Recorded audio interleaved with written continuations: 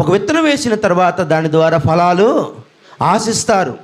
కానీ విత్తనాలు వేశాడంట, కానీ సంవత్సరాలు వెళ్ళిపోతున్నాయి, కానీ అది కాయగా పండుగా మారిపోతుంది, మారట్లేదంట. అప్పుడు యజమాని అంటున్నాడు, 3 సంవత్సరాల నుంచి ఎదురు చూస్తూ ఉన్నాను, మామిడికాయలు రాట్లా, ద్రాక్ష పండ్లు రాట్లా, అంజూర పండ్లు రాట్లా.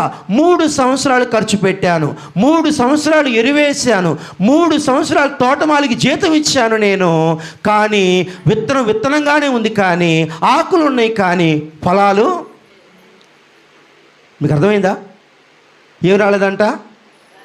ఫలాలు లేవంట. అప్పుడు యజమాని అంటున్నాడు, ఈ చెట్టుని కొట్టేయి అంటున్నాడు, ఈ చెట్టుని నరికేయి అంటున్నాడు. కానీ మనం గమనించుకుంటే తోటమాలి అంటున్నాడు, ఈ సంవత్సరం కూడా.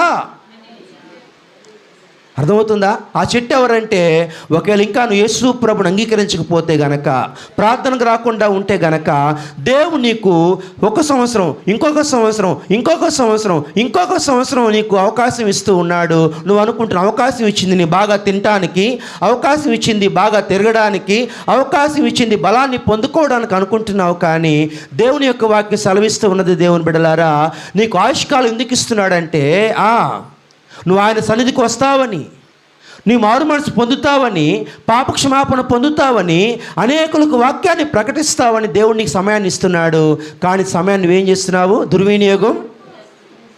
కానీ తండ్రి ఏమంటున్నాడు? చెట్టుని జీవాన్ని తీసేయమంటున్నాడు, ఆయుష్కాలను తీసేయమంటుంటే తోటమాలిగా ఉన్నాడు ప్రభువైన యేసుక్రీస్తు వారు. లేకపోతే ఒక సంఘ కాపరు అంటున్నాడు, ఈ సంవత్సరం కూడా సమయాన్ని ఇవ్వు ప్రభువా, నేను బైబిల్ స్టడీ చెప్తాను, పాటలు నేర్పిస్తాను, ప్రార్థన నేర్పిస్తాను, సువార్త కుడికలు పెడతాను, గృహ కుడికలు పెడతాను, వారి దగ్గరికి వెళ్ళి బ్రతిమలాడతాను ప్రభువా, ఇదే అనుకూలమైన సమయము, ఇదే రక్షణ దినము ప్రభువా, అయ్యా ఈ సంవత్సరం కూడా ఉండనిము ప్రభు అని చెప్పి సంఘ కాపరి ఇంకా మారు మనసు లేకుండా ఉన్నవారి కొరకు, సొదొమ గొమొర్రా పట్టణంలో అన్యాయంగా ఉన్నవారు, తిరుగుబాటు చేసిన వారి కొరకు గనక ఆ రోజు మనం గమనించుకుంటే అబ్రహాం ప్రార్థన చేసినట్టుగా, దేవుని బిడ్డలారా, మనందరి కోసం దేవుడే యేసు ప్రభు ఏం చేస్తున్నాడు? మన కోసం విజ్ఞాపన చేస్తున్నాడు. సంఘ కాపరి ఏం చేస్తున్నాడు? అయ్యా మా పేట మీదకి భూకంపం రానిమాకయ్య, తుఫాను రానిమాకయ్య, ఎవరికి కూడా మరణకాలం రాకుండా కాపాడు ప్రభువా, అంతటను అందరూ మారు మనసు పొందాలని చెప్పి దైవజనుడు ప్రార్థనలు చేస్తున్నాడు. కాబట్టి మనం ఆరోగ్యం కలిగి ఉన్నాము, క్షేమం కలిగి ఉన్నాము, ఆయుష్కాలాన్ని